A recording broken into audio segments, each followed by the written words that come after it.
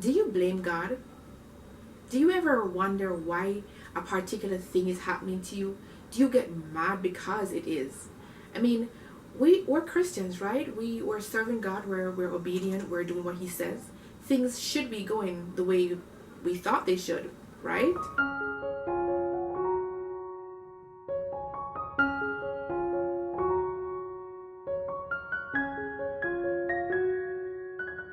Today's reading comes to us from John 11, reading verses 1 to 44 from the New King James Version.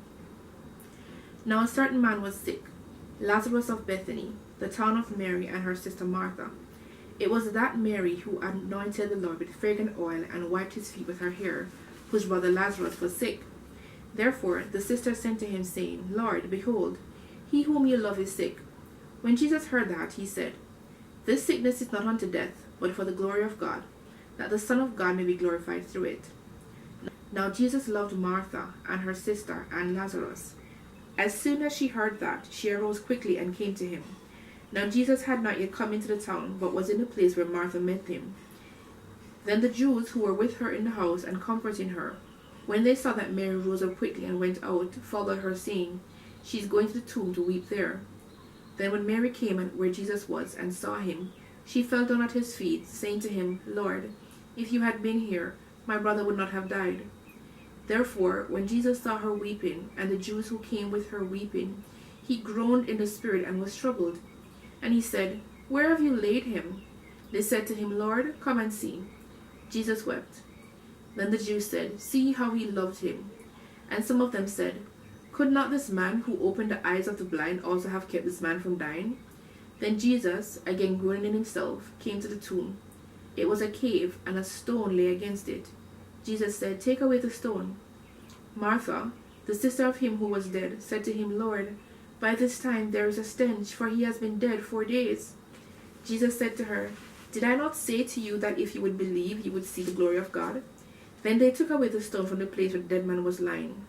And Jesus lifted up his eyes and said, Father, I thank you that you have heard me, and I know that you always hear me. But because of the people who are standing by, I said this, that they may believe that you sent me. Now when he had said these things, he cried with a loud voice, Lazarus, come forth.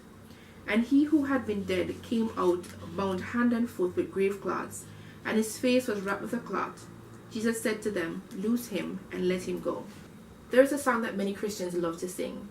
It's the song that has a line that says, even though he's 4 days late, he's still right on time.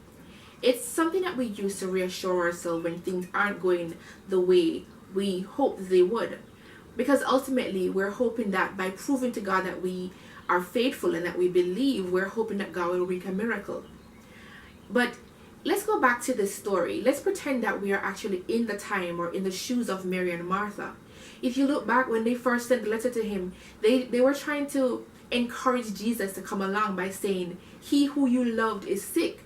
We do that sometimes, we go to God and we say, God, I your servant, or the person who did this for you, as if we can coax God into doing what we would want him to do.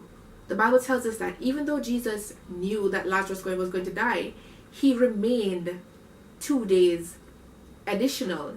And Mary and Martha did not live 2 houses over. There were some days away, because if Jesus set out 2 days after he got the message and he didn't get there until 4 days after Lazarus had died, you know that there was some distance there, right? Because come on, it's not like Jesus was going to go and start up the SUV or the caravan and go. He had to walk pretty much everywhere he was going.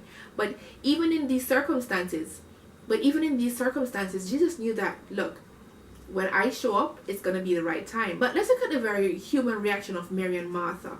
The first thing that they said when they saw him is, if you had been here, my brother wouldn't have died. And you'll realize that both sisters said exactly the same thing. If you had been here, my brother wouldn't have died.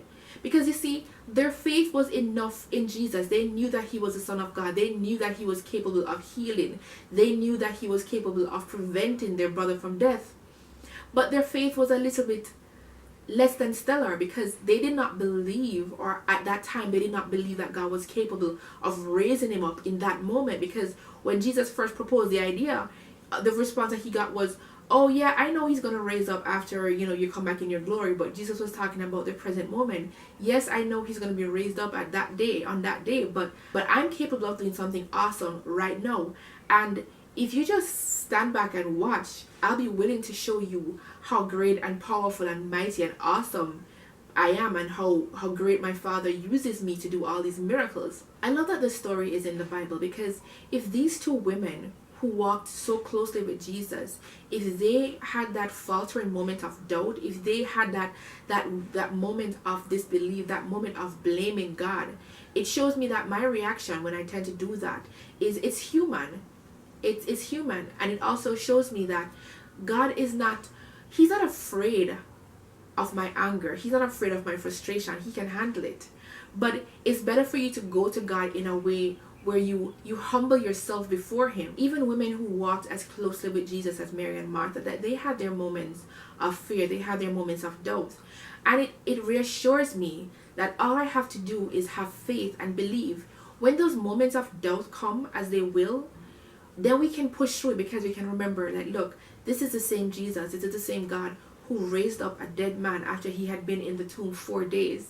And this is a good reason why we need to have like a gratitude journal. We have to have some way of collating all that God has done for us.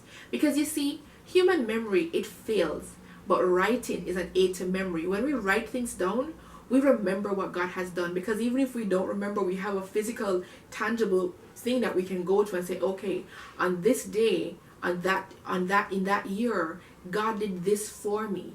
And this is what How to Find Your Gratitude Attitude is all about. It's about trying to figure out how you can actually tap into finding your gratitude attitude. Because you see, when we learn to be grateful, we remember that God is God, that he is all powerful, that he's almighty, that he's omniscient.